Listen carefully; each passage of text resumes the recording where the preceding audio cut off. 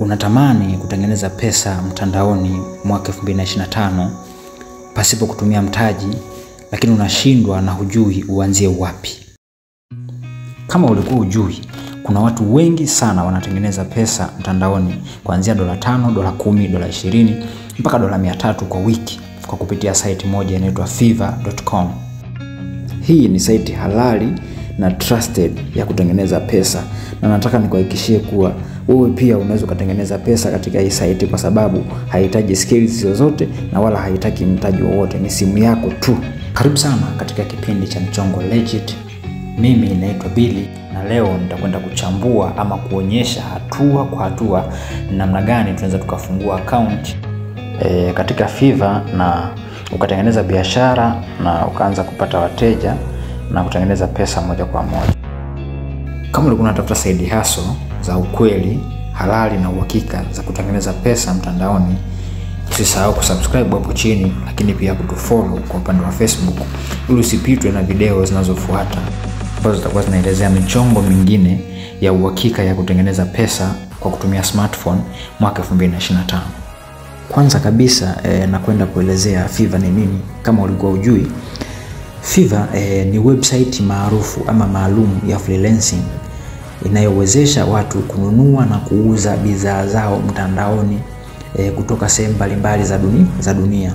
Hapa tunazungumzia huduma ambazo ni virtual, huduma ambazo sio lazima buyer na seller waonane ndio waweze kufanya au kupeana hiyo huduma. Kwa mfano, huduma za translation and transcription, mtu anaweza kukutumia document ukamtafsiria ukamtumia. Mfano graphic design. Huduma nyingine ni kuandika makala kwa maana ya ebooks, lakini pia kuedit video kwa maana ya unaweza kuona edit video ili iwe na muonekano mzuri au kuongeza subtitles na editing zingine, lakini pia kuedit picha. Kazi za digital marketing, kazi nyingine ni social media management, na kuna kazi nyingi sana ambazo zipo katika Fiverr.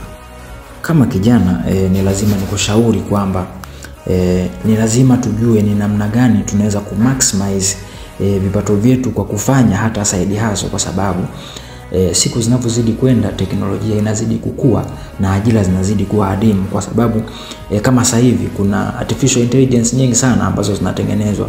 Kwa kuna uwezekano miaka ijayo kazi ambazo tunafanya sisi binadamu zikaja kuwa replaced. Kwa hiyo lazima tutafute namna ambayo tunaweza tukamaximize vipato vyetu ili baadaye tusije kuteseka. Kwa hii ni side hustle nyingine ambayo unaweza kai-maximize ukawa unatengeneza kipato chako taratibu, wala haina bugdha na haihitaji kukosa trade muda mrefu. Unaweza kupata kazi moja ukaifanya then ukaendelea kufanya mambo yako mengine. Sasa unachotakiwa kufanya ni kufungua account yako katika Fiverr, account ambayo ni ya seller kwa maana ya muuzaji. Halafu utafanya verification, na baada ya hapo utatafuta huduma ambayo unahisi unaweza kaitoa kwa weledi.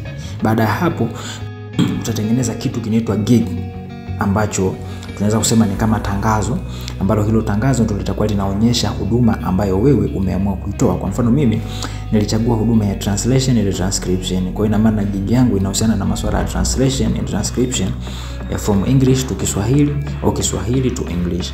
Kuna mambo kadhaa ambayo unatakiwa kuyazingatia wakati unatengeneza hilo tangazo lako kwa ajili ya kuliweka katika Fiverr.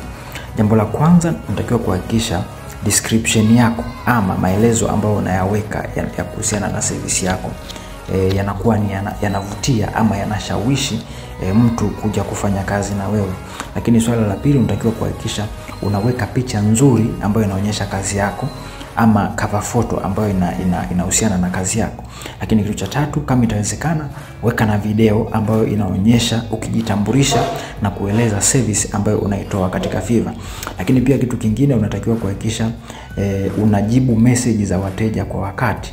Fiverr wanazingatia sana watu ambao wanajibu message za wateja kwa wakati. Lakini pia unaweza ukaweka bei ndogo kwenye matangazo yako au kwenye huduma yako ili uweze kupata wateja mwanzoni, kwa sababu ndo unaanza. Tunajua kwa biashara mwanzoni inakuwa gani ngumu.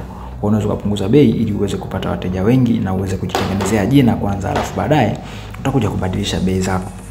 Najua utakuwa unajiuliza maswali mengi sana, ni kwa namna gani Fiverr wanaweza kuhakikisha seller na buyer wote wanapata haki yao, Ama utakuwa unasema, je, nikifanya kazi alafu nikamtumia mnunuaji asilipe, au akilipa alafu mimi nisitume kazi itakuwaje?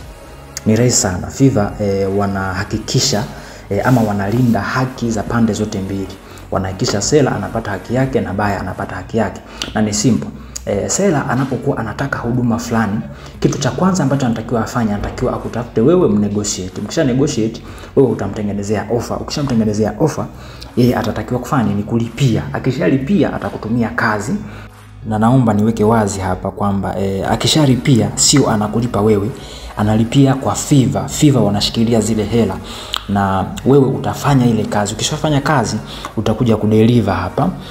Ukisha deliver ile kazi, huyo mnunuaji ataiangalia, kama atakuwa ameridhika nayo ataconfirm. Akisha confirm, Fiverr sasa ndo atakupatia wewe hela yako. Kama haja confirm, itabidi urudie tena ile kazi, ufanye mabadiliko sehemu ambazo unataka ubadilike.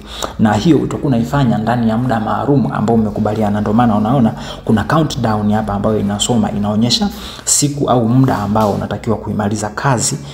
Na nitakuwa honest katika hili, mimi pia nimefungua account mwezi huu wa 5, na baada ya kufungua hiyo account nikatengeneza tangazo ambalo ni gig, ambao hiyo gig imeonekana kufanya vizuri kidogo, japo sijapata order. Imekuwa na watu 77 ambao wamekuwa impressed na hilo tangazo, japo hamna order hata moja na sijatengeneza hata shilingi 100. Kama unavyoona hapo, hela ambazo nime ni 0. Sijatengeneza hela yoyote kwa sababu sijapata order yoyote ya kufanya kazi, lakini nina uhakika na niko optimistic sana kuhusiana na hili. Siku sio nyingi nitapata kazi na nitaanza kutengeneza pesa. Na pia nimepata message, kuna watu kadhaa ambao wamenitafuta, walikuwa wanataka tufanye kazi lakini wengi wao hawakuwa serious, na naweza nikasema pengine ni matapeli. Fiverr wana policy moja kwamba hauruhusiwi kufanya kazi na mtu nje ya Fiverr. Yani kama ni kazi mpeane hapa kwa Fiverr na malipo afanye huko Fiverr.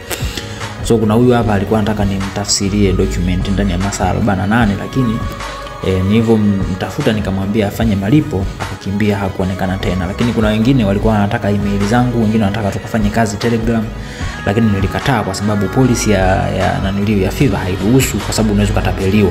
Ningependa kusikia kutoka kwako, niandikie kwenye comment ni mchongo upi ambao unafanya sasa hivi kwa kutengeneza pesa mtandaoni.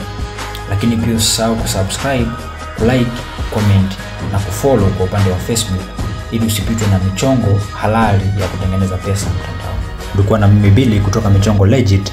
Work smart, all by your smartphone.